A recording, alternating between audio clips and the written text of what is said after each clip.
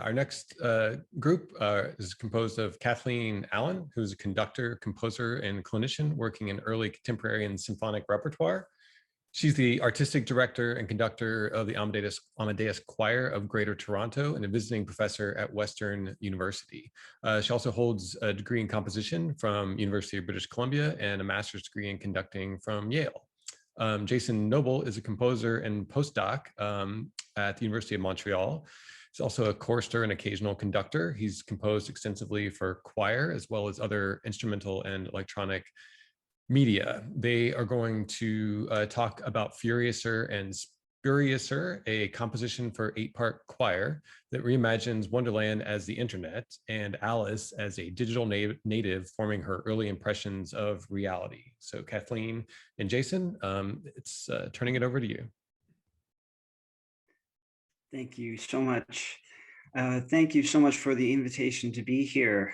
We are absolutely honored to be speaking to the Lewis Carroll Society of North America.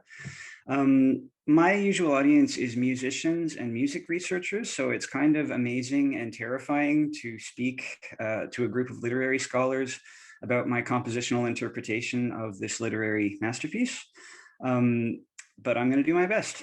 So as you see on the slide here, the full title of the composition we are here to discuss is Fairytale and Spuriouser, or Unforeseen Consequences of the Democratization of Knowledge, though it is usually abbreviated to just Fairytale and Spuriouser.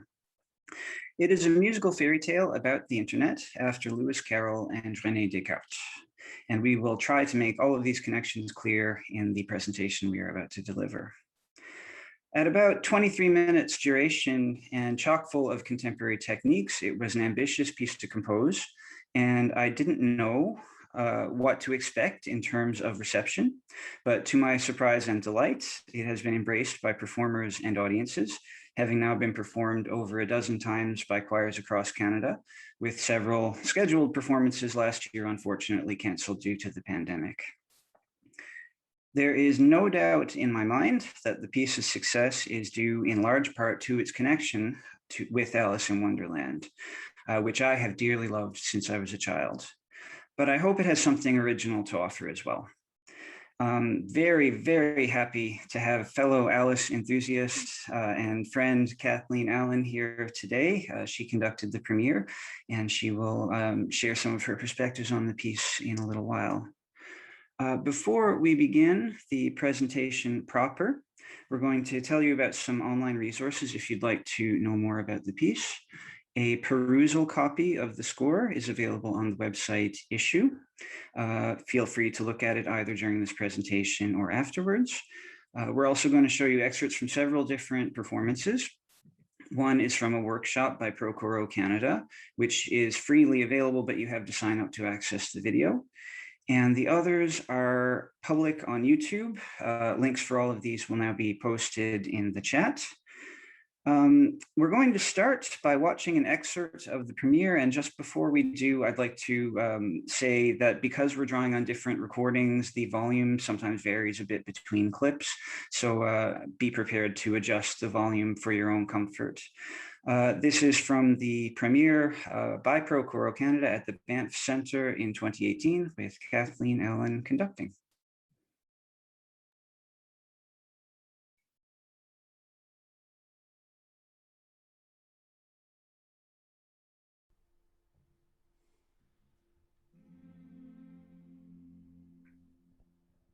Alice loved screens, and it wasn't long before she had a screen of her own. But it wasn't long before that screen had grown old, so she got another. And soon that one was old too, so the screens kept coming. Soon she had a big screen on her desk, a medium screen in her backpack, and a little screen in her pocket. There were screens in almost every room of her house. Screens at school, in stores, in cars, on planes, in almost every place you can imagine. And Alice loved them all.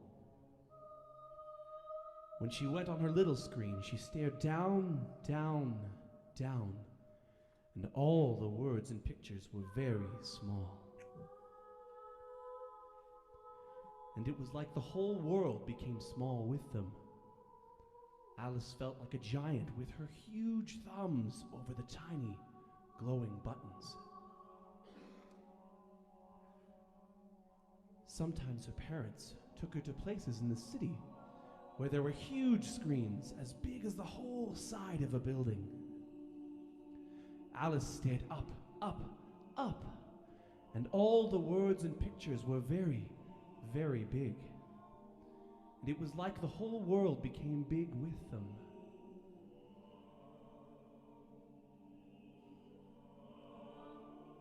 Allysse felt like a tiny mouse staring up at the giant screen.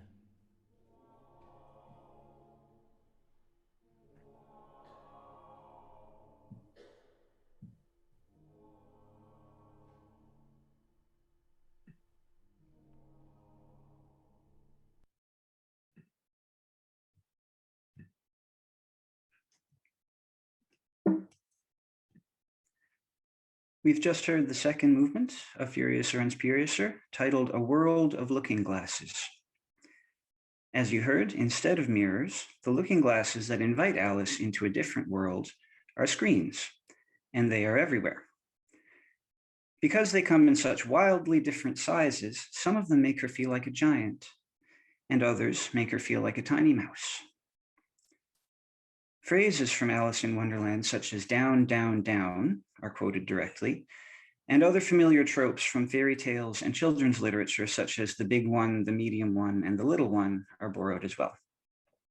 A narrator tells the story, while the choral singers create the sound world around it, in this case consisting of a multiplicity of different oscillation patterns of vowels, rhythms, harmonies, and nuances that vaguely mimic science fiction sound effects, such as the lightsaber from Star Wars.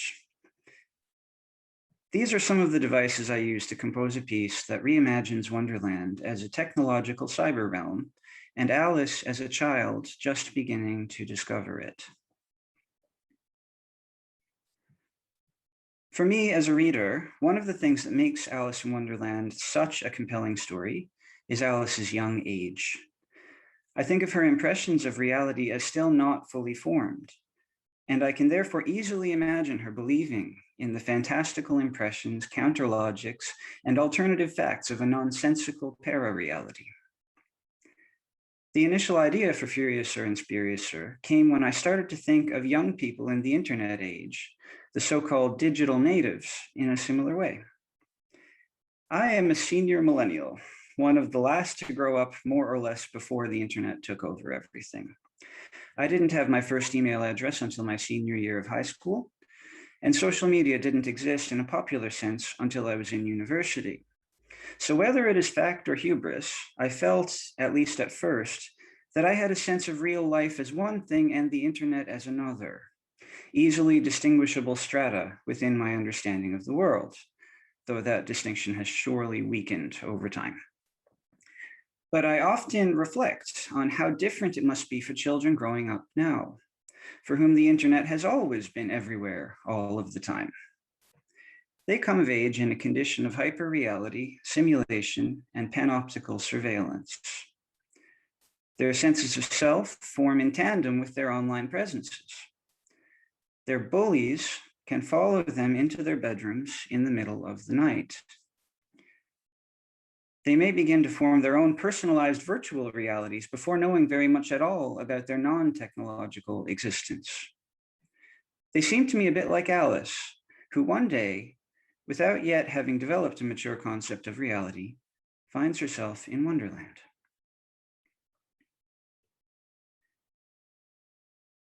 My concern for these matters is now greatly intensified since I have become a father, wondering how I can protect my daughter from the worst of the new age without excluding her from the best of it. I composed Fairytale and Spuriouser at a residency with a group of artists, including Kathleen, in 2018, when my wife was 5 months pregnant. It was the middle of the Trump presidency, the height of the Me Too movement, and what felt like the crest of a rising tide of cynicism, mistrust of expertise, and conspiratorial thinking. the world was, and still is, trying to figure out how to cope with a limitless supply of information and an equally abundant flow of disinformation, in which everybody has a voice, but it is difficult to know who is telling the truth, in which there are so many media sources, blogs, hot takes, and think pieces that it is literally impossible to consume them all. So we have no choice but to be selective about what to take in. That is, we have no choice but to curate the information landscape of our individually constructed realities, sacrificing a shared factual grounding along the way, and ushering in a terrifying polarization and hostility between digital tribes. Who would have thought that the democratization of knowledge through technology would have such dire consequences for our ability to know one another, to function socially together, and to empathize with one another? What kind of world was my daughter about to be born into? The more I thought through comparisons between the internet and Wonderland, the more I discovered direct parallels with images, characters, and episodes from Carroll's story. But it also brought to mind a certain irony that extends to our philosophical roots. It seemed to me that many of the gravest problems we now face have resulted from a furious attack on certainty. In an endless sea of sources and counter sources for every imaginable position, everything and everyone is constantly contradicted and cast into doubt. But doubt is the very name of the method of the so-called father of Western thought, René Descartes. It was through the method of doubt, calling into question the workings of logic and the deliverances of the senses, that Descartes arrived at the cogito, the famous "I think, therefore I am." Descartes' project was like an intellectual harrowing of hell, descending into paranoid madness to search for anything that can be believed without qualification. In a vivid passage that has stayed with me, Descartes wrote, "So serious are the doubts into which I have been thrown as a result of yesterday's meditation, that I can neither put them out of my mind nor see any way of resolving them. It feels as if I have fallen unexpectedly into a deep whirlpool, which tumbles me around so that I can neither stand on the bottom nor swim up to the top. Nevertheless, I will make an effort and once more attempt the same path which I started on yesterday. Anything which admits of the slightest doubt, I will set aside just as if I had found it to be wholly false. And I will proceed in this way until I recognize something certain, or if nothing else, until I at least recognize for certain that there is no certainty." Descartes, as I read him, enters his own kind of wonderland, in order to try to prove to himself that the real world exists, to find something that, even in the throes of madness and spurious nonsense, emerges as an impregnable beacon of truth and light. He believes to have found it in the cogito, and proceeds to reconstruct the world on its basis, conquering doubt, resurrecting certainty, and returning everything to normal, where they all lived happily ever after. His narrative has subsequently been criticized by nearly every philosopher since, of course. And in the internet, I think we see a palpable demonstration of why. Once doubt has been mixed into the epistemological ether, it is not so easy to allay it, after all. If only it were as simple as waking up, like Allysse.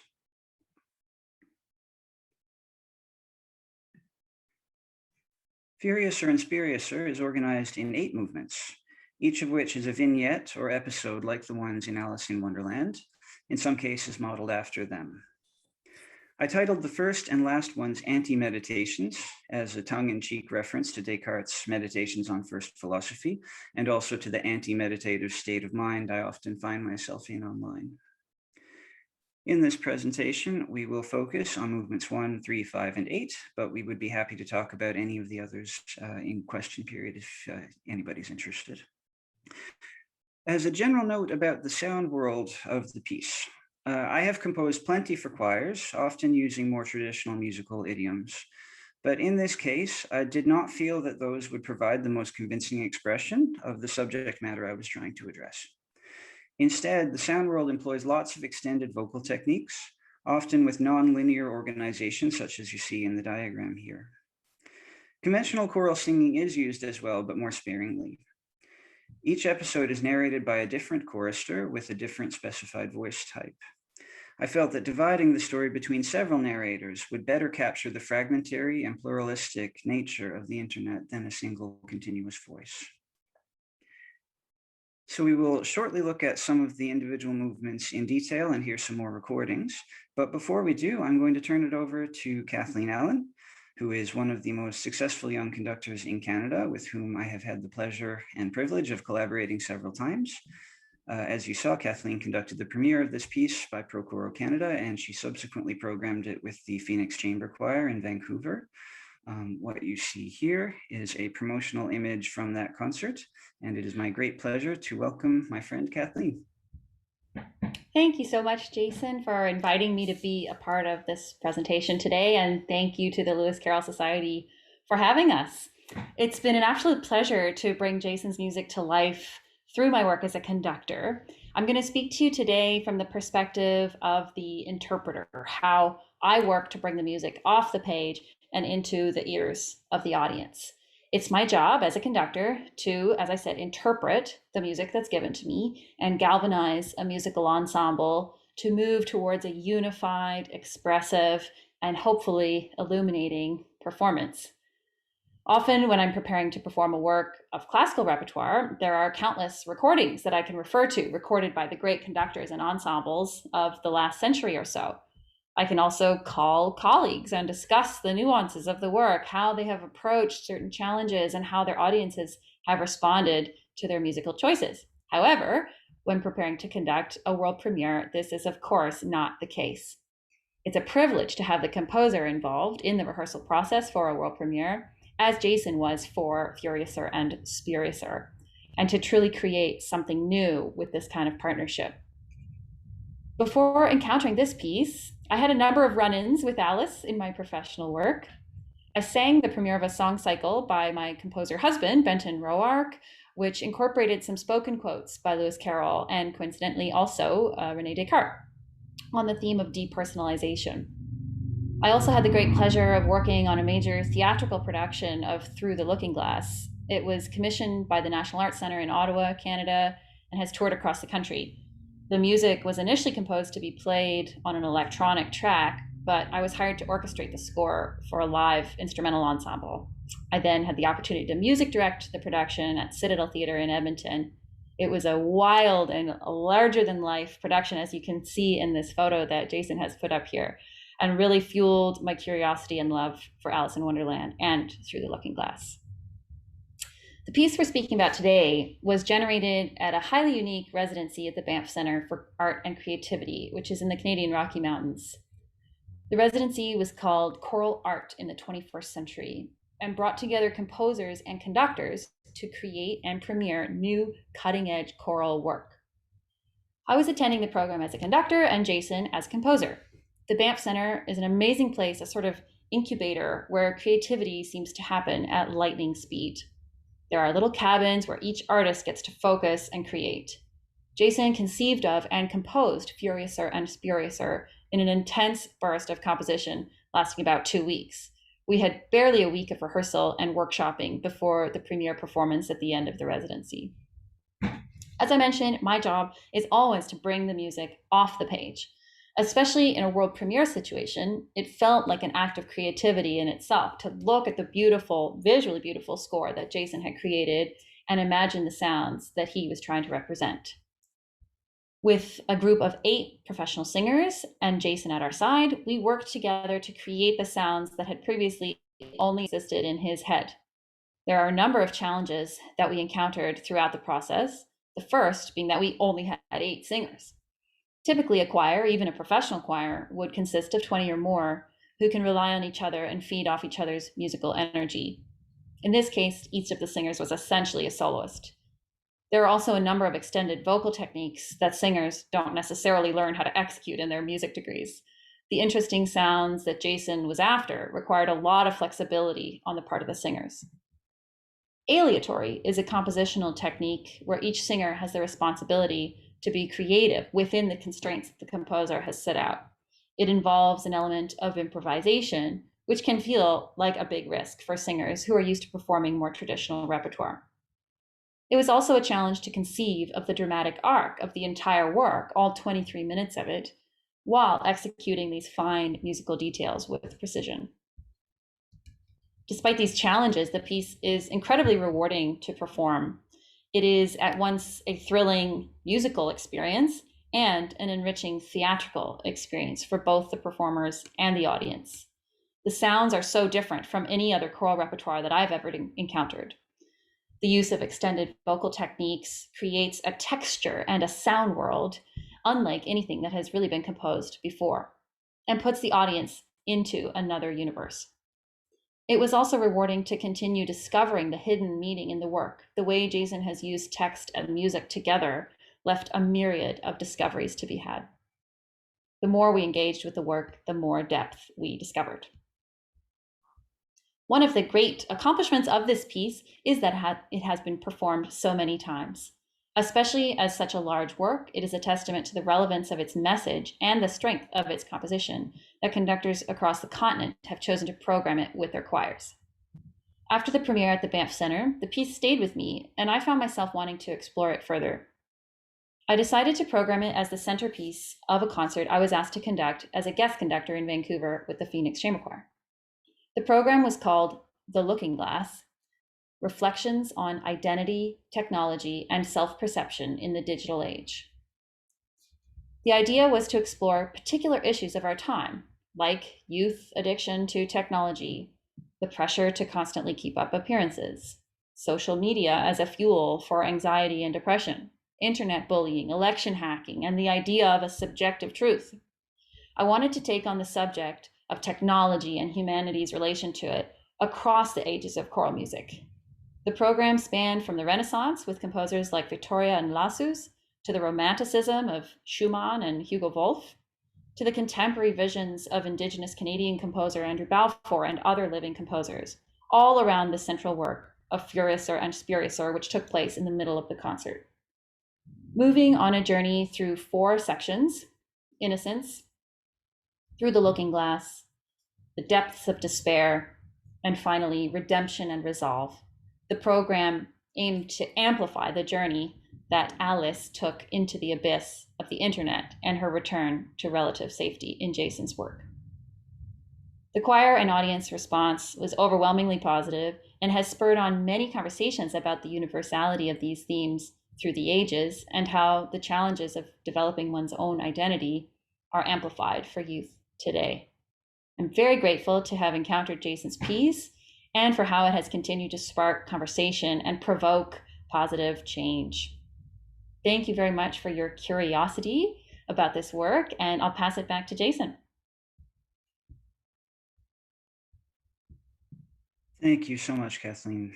That was great. So we are moving on now to have a look at a more detailed analysis of a few of the movements, and we'll hear some more recordings as well. I would say that the piece on the whole is a serious reflection, but that does not mean that it is without humor.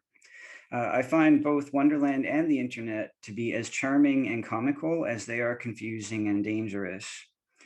The first movement sets the stage of both darkness and playfulness and establishes the philosophical background for the piece.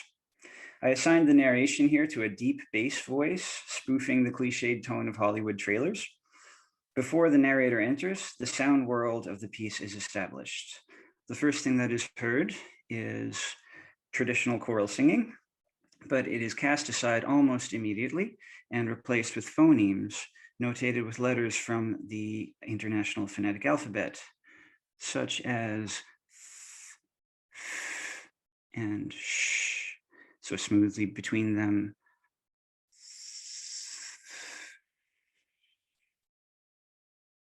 I'm not sure how good the audio is for that, but we can come back to it later if anybody's interested. There are also some extended techniques such as subvocalization. For example,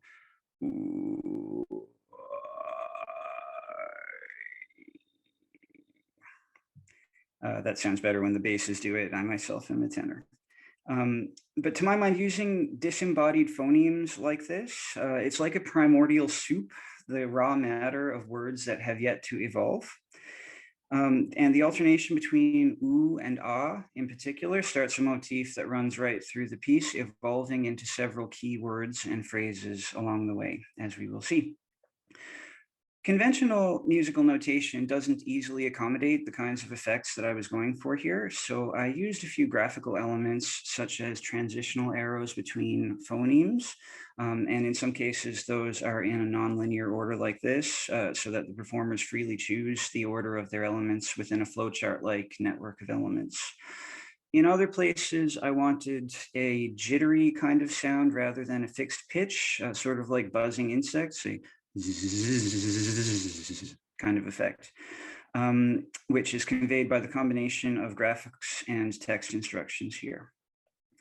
In the narrative, this is the only movement that is more Descartes than Carroll, directly quoting the image of Descartes' whirlpool of confusion and speaking of the lessons learned by a man who thought and was, for whom doubt was a temporary condition.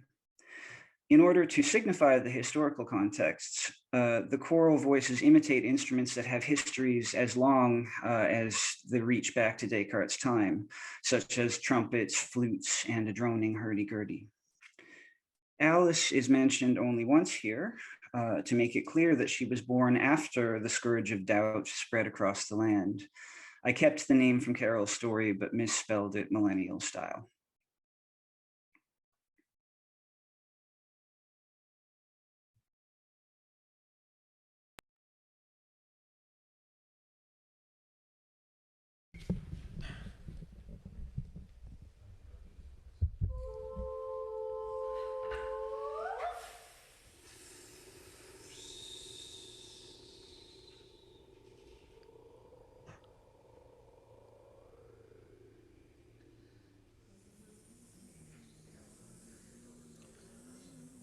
In the dawn of the new age, in the days before Allysse was born, a new scourge spread across the land.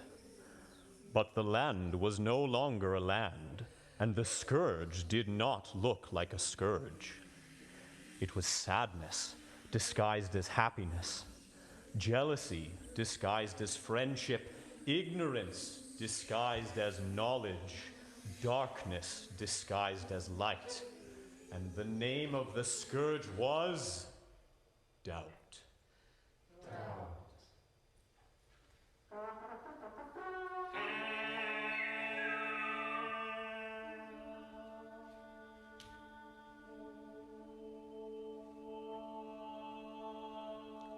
Now, some years earlier, people had learned a few things about doubt from a man who thought and was. Doubt could make you think you weren't really seeing what you were seeing, or hearing what you were hearing, or feeling what you were feeling. Doubt made it seem like words weren't really words, and numbers weren't really numbers, and things weren't really things. Doubt could make it seem like you were stuck in a whirlpool, able neither to touch your feet to the bottom, nor swim all the way to the top.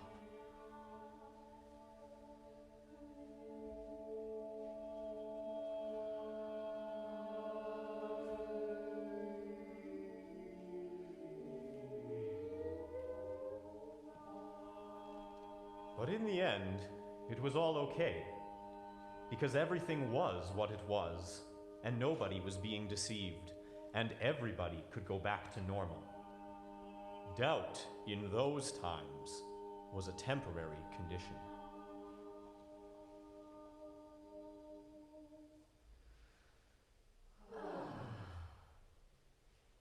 Herein lies the key difference with the new age.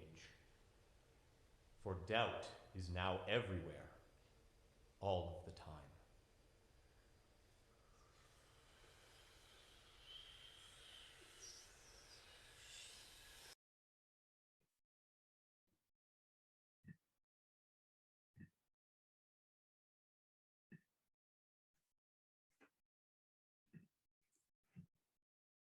By movement 3, Allysse is old enough to know about the internet from the kids at school and to pressure her parents to let her go online, which they eventually do. The rabbit hole, one of the most famous pop cultural tropes from Alice in Wonderland, seemed highly appropriate here, and it is represented in the movement in several ways. You may recognize this graphic from an earlier slide. It presents a set of different vocal techniques from which the performers may choose in creating a blooming, buzzing soundscape of activity. A rosette of arrows in the middle indicates free movement between any of these elements, and also creates a visual hole-like vortex in the middle of the page. And if I can just digress for a minute to talk about my compositional work more broadly, this kind of visual symbolism is something that I have often used. I don't think of the score as merely a set of instructions for the production of sound, and I don't think about sound as the only thing that matters in a musical composition. The sound structure and the visual representation in the score, along with other things like performance gestures, texts, multimedia elements, social dimensions, and cross-modal associations of various kinds, are all equally legitimate components of the composition, in my opinion. In some other pieces, such as Simple Geometries and Shadow Prism, my performers and I have used multimedia to integrate the visual notation into the performance, so that the audience can appreciate layers of meaning that would traditionally be reserved for the performer's eyes only. I haven't yet had a performance of Fairytale and Spuriouser that integrates the score into the performance, but I would love to do that someday. The rabbit hole in this movement is also represented in the sound domain with a choral rendering of a shepherd tone. A shepherd tone is an auditory illusion developed by psychoacoustics researcher and Stanford professor Roger Shepard, creating an impression of perpetual descent or ascent, even though it never actually goes anywhere. And to give you a flavor of what these are like, we're going to listen to about 45 seconds of a video on YouTube that actually goes on for 10 hours.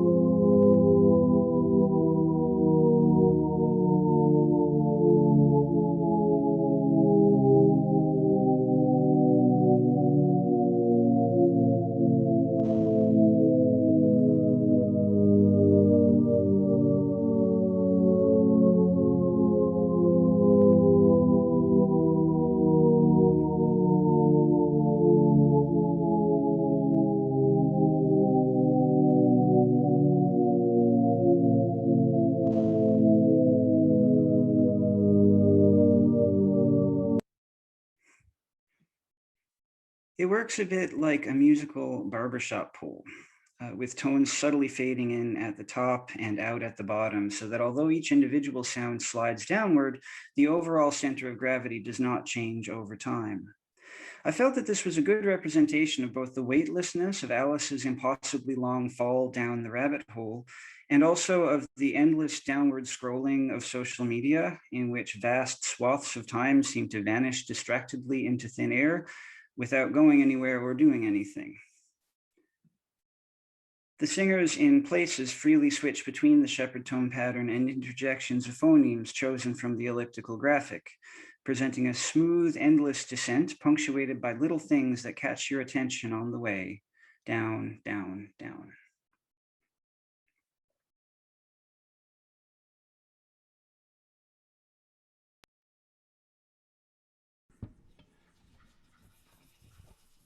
And then all the kids were talking about memes and tweets and GIFs and blogs, and Alice wanted in. She was so mad when her parents said no. She wanted to know what everybody was saying and doing and liking and posting. And she wanted to know now, now, now. It was like she was late for a very important date, and she was afraid of missing out. So she kept on and kept on and kept on. And eventually, her parents gave in and decided to let her go online.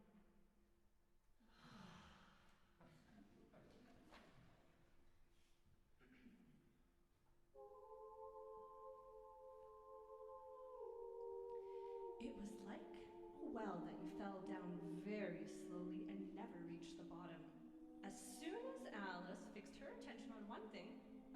would distract her. And she would scroll down to it, and then to another, and another, down, down, down. There were puppies and kitties, and bunnies and baby goats, comics and cartoons, pictures and little videos that repeated again and again. And it was like everyone was there, friends, family, and famous people, one on top of the other, on and on, down, down, down.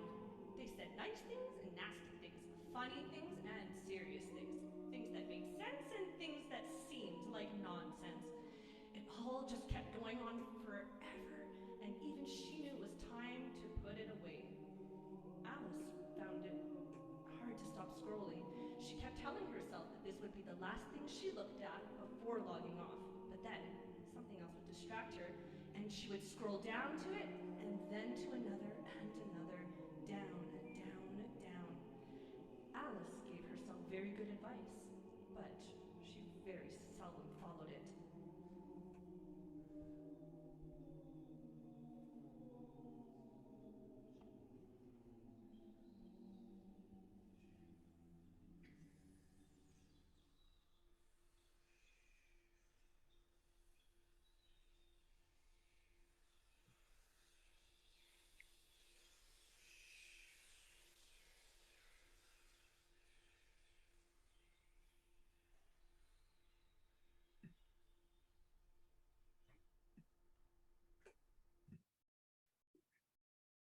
Movement 5 ruminates obsessively on the question that the caterpillar asks Allysse.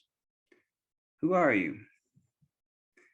On the surface, the simplest, most perfunctory question imaginable, answerable with your name. But any serious attempt to address the question quickly becomes existential. And in the darkest of nights, I don't know. I focused on this profoundest of questions here, both because I feel that the flippancy with which Carroll tosses it away is so indicative of Wonderland's character, and also because of the internet's tendency to ask us this question constantly. It implores us to identify ourselves, starting from nothing, starting from disembodied digital anonymity. We do not begin, as we might in real life, with a physical presence, a family or community identity that defines us a priori before we assume the responsibility of constructing our own self-identities. Online, it is curation all the way down. We choose to answer the question with our posts, our photos, our likes, our links, and everyone is watching. If we fail to make our online presence stand out, we may fade into lonely irrelevance. If we present ourselves poorly, the response may be merciless. We answer the question, who are you, with almost everything we do online, and we'd better hope that we get it right.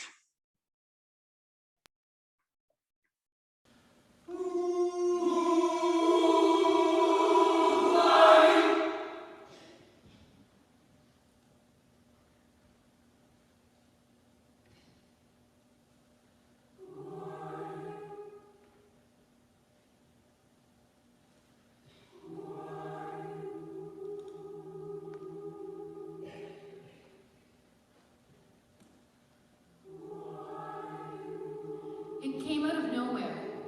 A comment on one of her videos from someone called Hookah72. Who are you? Allysse, taken aback, replied, don't you think you ought to tell me who you are first? No sooner had she said this, but other comments started appearing. Momrat311 told her to check her privilege. Pepper Pig said she should educate herself before making ignorant comments. Jabberwocky5 went on for 3 whole paragraphs, seeming to say, in a roundabout way, that it mattered more who was talking than what was said. Allysse knew that these comments could be seen by everybody, and that she needed to stand up for herself. She wrote something that she thought was terribly clever, and checked back impulsively to see if anyone had liked it.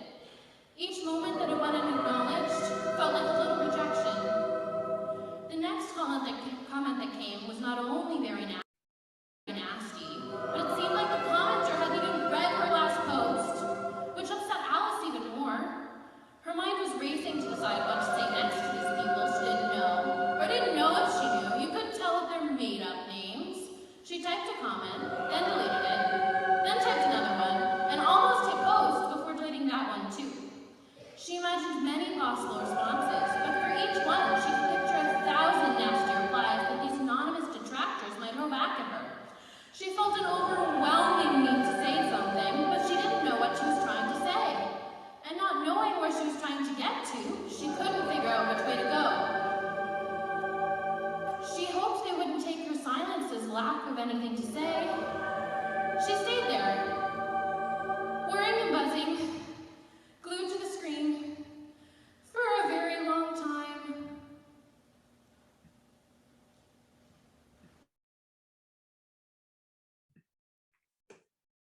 At the end of Alice in Wonderland, Alice escapes the terror of the dream world, with the Queen of Hearts and the Army of Cards pursuing her and screaming off with her head by waking up and coming back to the real world. At the end of Descartes' Meditations, he sets soundly to rest the earth-shaking doubts that he had entertained as a philosophical exercise, and resumes a rationalistic worldview. But at the end of Furiouser and Spuriouser, following a series of terrifying and confusing online encounters, Allysse escapes the virtual world by logging off and going to sleep. She is only in the real world, conscious but unplugged from the internet, for a brief moment, en route from one para-reality to another.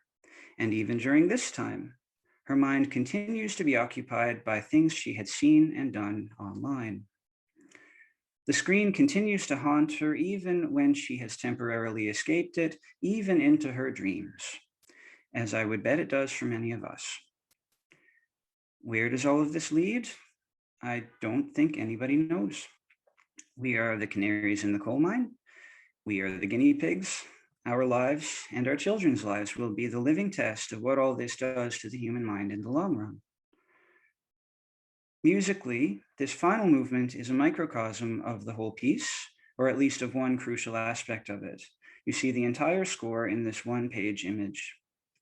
Out of the primordial phonetic soup, a phrase evolves, starting with oo, then ooh-ah, then ooh-ah-oo, then who-are-you, and finally, who are you?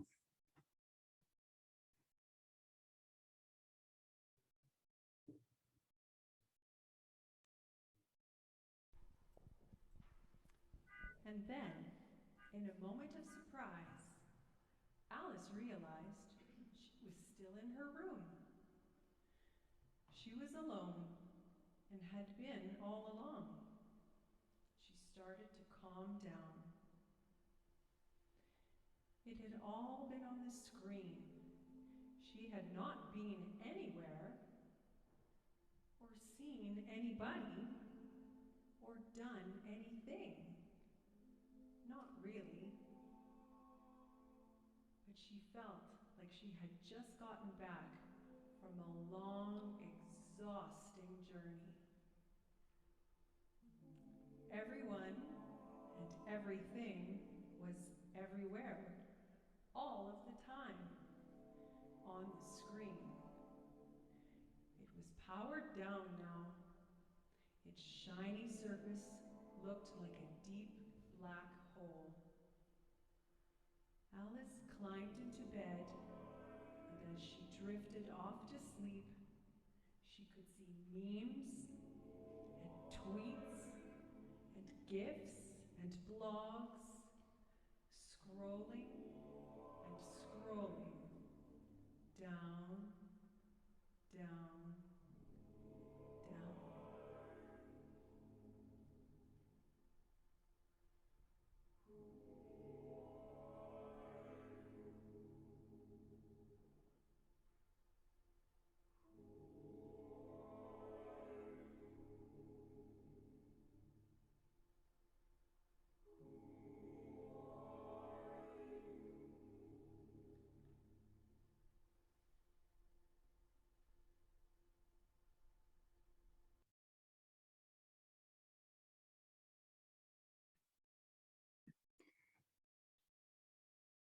If you would like to know more about the piece, I wrote a reflection about it for the ProCoro blog.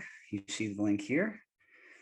The irony of the fact that I'm using the internet to talk about this is not lost on me, but this is the world now. If you would like to know more about Kathleen or me, please feel free to contact us via our websites or by email. Thank you so much for this invitation and for your time and attention today.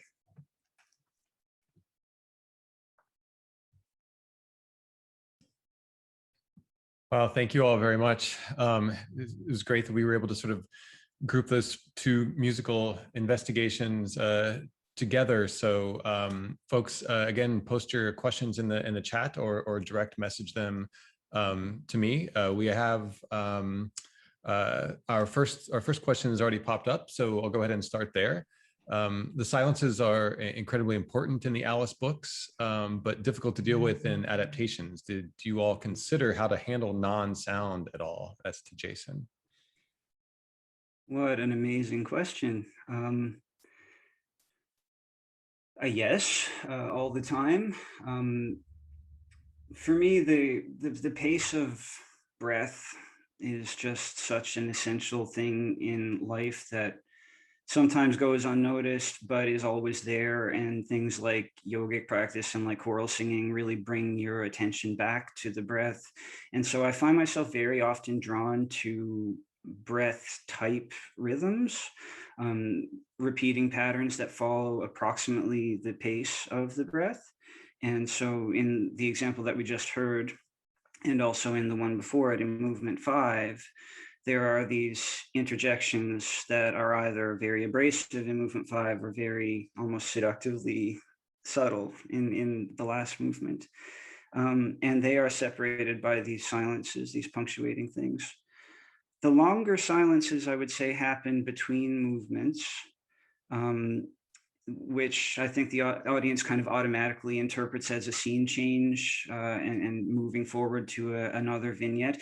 I always think it's a little bit confusing for the audience when there's an attacca transition from one movement to another in a lot of pieces, because I mean, sometimes it's really clear that we're onto a new musical idea now, but sometimes that happens within movements too. And so if there's not that kind of break, then it's harder to know for sure where you are in the form of the piece. So that's two simple ways that I used it, but it's something that's always on my mind in composing. And I would say that in some other pieces that are deliberately more meditative, I've used silence more. But you know, in this one, the first and last movements are actually called anti-meditations, and the sense of bombardment, the sense of just distracted, overwhelming information flow was the goal in a lot of the piece. So I didn't use silence in the same way there that I might have in another context. Thank you. We have a question for Joe. If you could talk a bit about the work of art, which was on the first slide of your presentation. So I answered in the chat that that's a still from the production, and I believe they use dolls to just like Jan Schwankmeyer. I'm sure people are familiar with his Allysse. That when Allysse shrinks, he uses dolls to represent the smaller Allysse. And Achim Freyer, the German director, and he's also a visual artist and draws a lot on surrealism.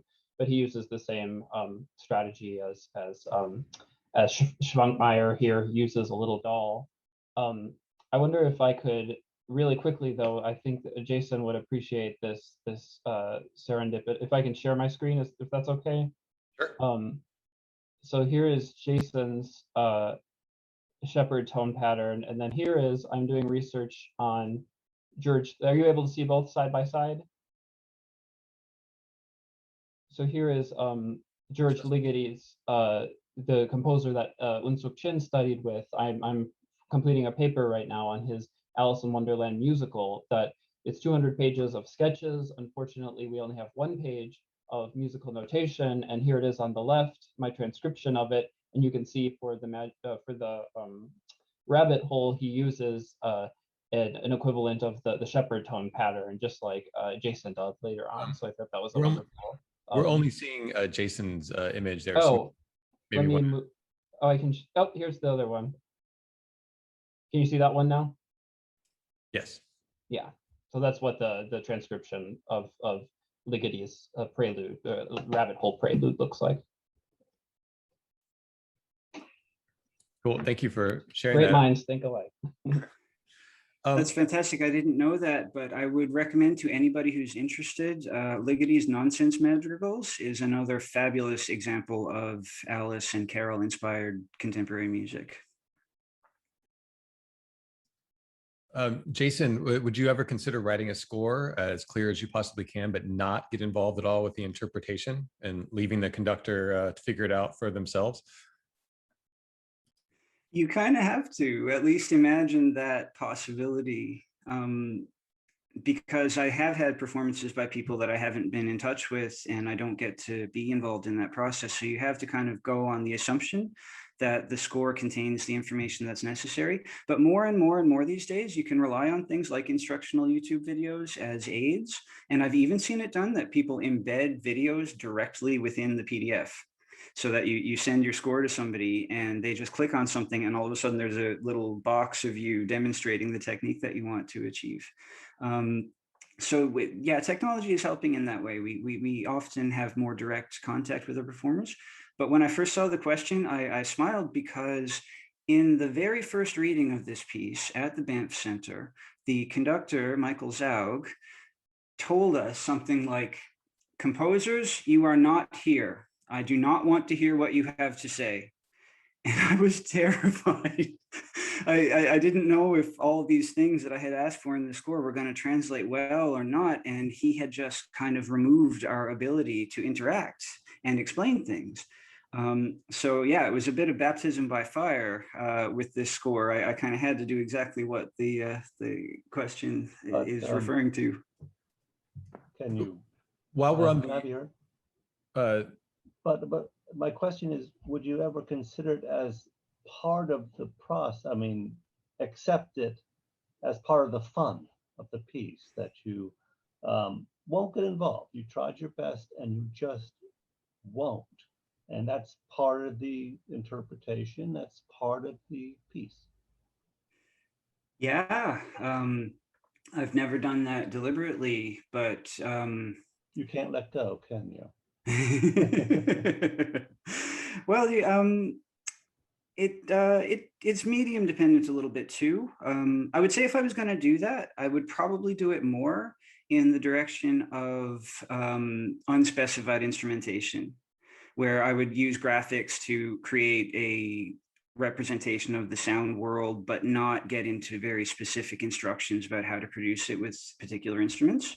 If I've got a commission to work with a particular guitarist or a particular cellist or whatever, like, I don't play those instruments myself, so there's often quite a lot of back and forth with the performer, and I learned so much about instruments that way. But it's absolutely common practice these days to just give somebody a graphical representation of the sound world and let them do what they wish with it. James Tenney has a great series of postcard pieces that are kind of like that in some cases. So yeah, it would be loads of fun. It's not something I've done yet. While we're on the topic of interpretation, I was wondering, Kathleen, you talked about the some of the challenges of interpreting something for the first time and sort of doing sort of a premiere and sort of the inherent challenges there. And you mentioned trying to create an interpretation that I think unified is one of the adjectives you used there. And I wonder if the absurdity and incomprehensibility of the subject matter in any way works against the idea of a unity in interpretation. Ooh, good question. I think there's always, when you're working with human beings in a choral setting, our instrument is not doesn't consist of buttons or strings or hammers.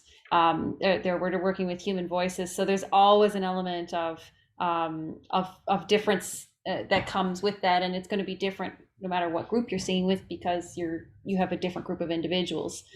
So that's one of the things I love about working with singers, is that it really is bringing different perspectives to a central point. I think there is something interesting about the subject matter, as you say, that it is meant to be chaotic, and we're meant to see Allysse sort of go into the abyss, into this unknown. I think that comes through in Jason's instructions, and that we do have to have a somewhat agreed upon approach to how we're going to do that, to create the texture and really put the audience into that sound world that Jason has created.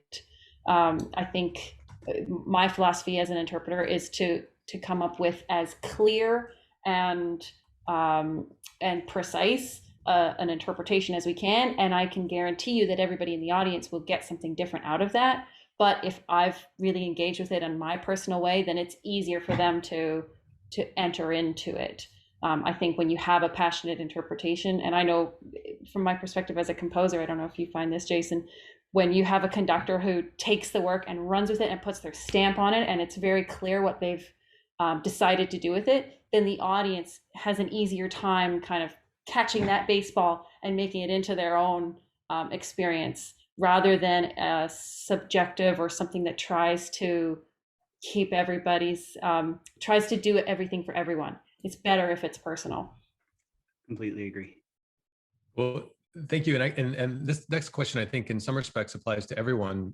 So please chime in. How did you get into Allysse as a focus of study for music? I mentioned this in my actually my Wonderland Awards submission, that when I was a kid, I used to I insisted that the poetry be sung, because in the text it always says, and they sang this.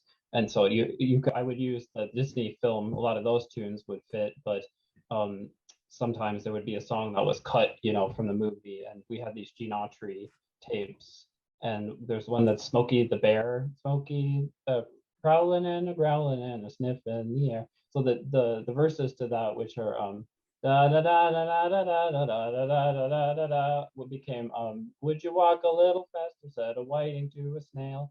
So that's always been kind of stuck in my mind of that these books cry out to be set to music. And then I became interested in Ligeti and his compositions, and Jason's put the link to the nonsense madrigals there, and his world is very Carrollian and it fits my personality. So that's how I got it. And my dissertation is actually on these nonsense madrigals. So I'm glad you put those, Jason. Totally. Do you want to go next, Kathleen? Sure. I will just say that it was sort of by invitation. I loved the books, and it crops up. So it's just as an interest, as an observation that it's come up in so much of my work, and then taking Jason's piece and running with it has been a more recent pursuit. But it's a joy. But I wasn't necessarily a focus that I would have predicted or counted on. Yeah. For me, I love narrated music like Peter and the Wolf, like the usual way that Carnival of the Animals by Saint-Saëns is performed, like Benjamin Britten's A Young Person's Guide to the Orchestra. And, there's a good number of pieces out there like that, but it's actually not all that common to have narrated classical music. And I've always just adored the genre. And if I can share one more link. This is a piece that I wrote a few years ago for instruments and narrator. It's called The Sphinx and the Garden Gnome. And I was, first of all, attracted to the narration form. And second of all, one of my very favorite things in this life is stories that are simple enough that a child can understand, but that there is depth upon depth the further you want to go in the ideas and the philosophies behind it. I think it's amazing when people are able to do that. And so it's always been a very high goal of mine. I don't know if I've ever succeeded, but I've tried a few times. And The Sphinx and the Garden Gnome was the first. And also, Joe mentioned Douglas Hofstadter's book that Unsuk Chin was inspired by. That's interesting to hear. I read that in my probably early 20s and was also quite impressed by it. It also comes up in Deleuze a lot, and there's just so many great dark adaptations out there in pop culture that it feels like it's just always been everywhere, and there's just no end to the richness of the material. So yeah, I'm very thankful that it exists in my world.